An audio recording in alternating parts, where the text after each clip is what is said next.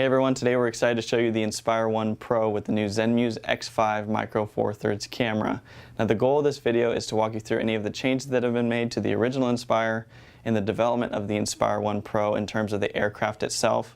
And then we'll be walking through a detailed comparison of the different cameras, the Zenmuse X3, the X5, as well as a Panasonic GH4, so you can have a really good idea using raw footage and specifications side by side of what you can expect out of these cameras. So let's jump right in and take a look at some of the differences between these copters.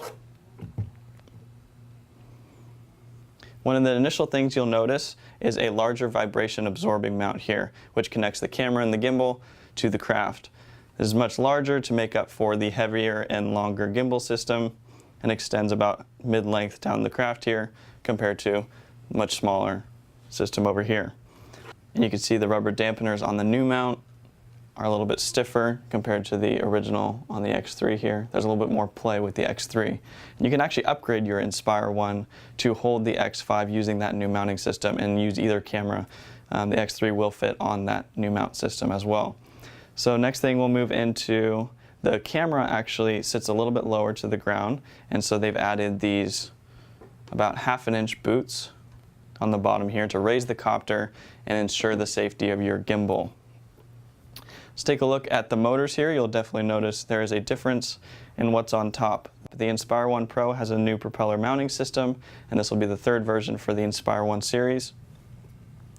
You can see on the propeller here, this is a new one. It has a keyed insert, and you simply line that up, press into place, and you'll actually turn the mount instead of the propeller. So you turn the mount about 45 degrees and lock that in place. It's really secure. Some people were complaining that with the last spring-loaded design that there was a little bit of play, and there's definitely none of that here. It's locked in place, and that's not going anywhere, so we're really excited about that. Next thing here is the Inspire 1 Pro comes with a gimbal clamp that just attaches here and actually affixes to the frame itself, so all your axes are taken care of. You don't have to worry about anything moving around in travel. Let's take a look at the cases for the cameras. This is the new X5 case compared to the much smaller original X3 case. And you can imagine that this does not fit in the original Inspire case that it comes with. However, they've actually kept the same case, so I'll show that just really quick here. It's the same case, but just the slot for the camera looks different, and it fits in like that. So there you go. Close that up. All right, so that covers most of it. In terms of the camera itself, the mount system is very similar. It just twists off like this. And there's actually a little keyed in slot in the back that it goes in. Lean it forward. So here's the X5. What's great about this system and the Micro Four Thirds system is it has a locking interchangeable lens mount.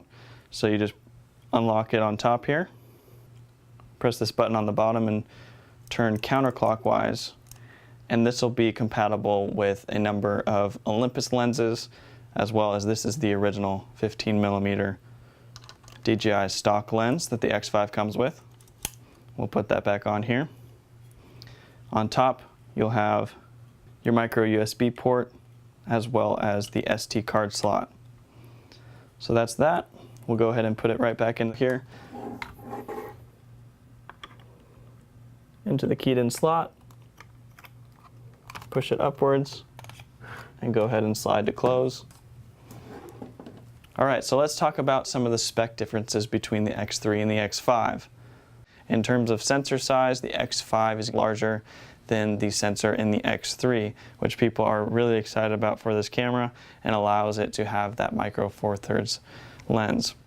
In terms of effective pixels for photography, the X3 is able to shoot 12.4 megapixels, while the X5 shoots 16.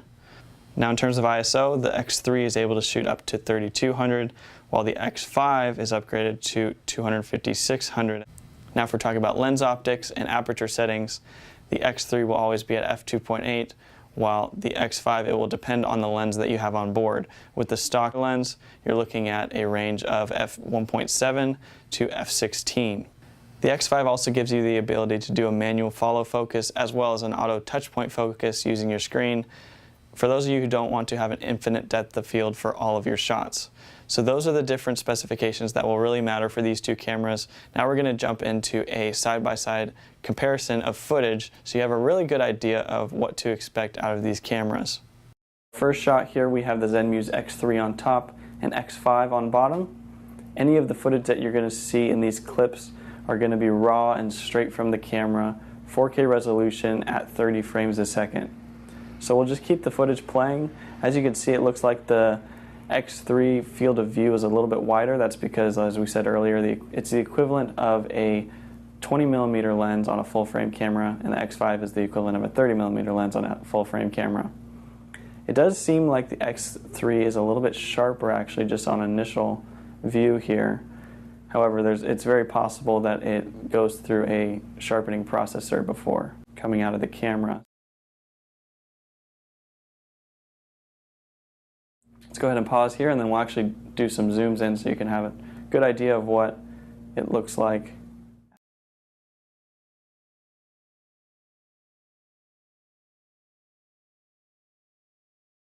The next shot we have here is 4 camera setups. We have the X5 with the stock lens, the X5 with the Olympus lens so that we can compare it correctly with the GH4, and of course the X3.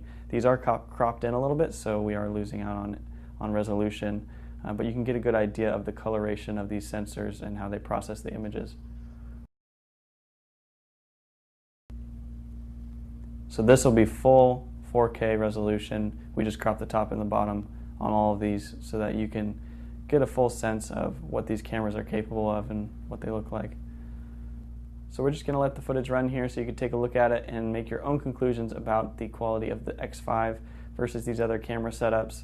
Thank you so much for watching. Be sure to follow us on Facebook and Instagram. And if you want more videos like this, don't forget to subscribe to our YouTube channel.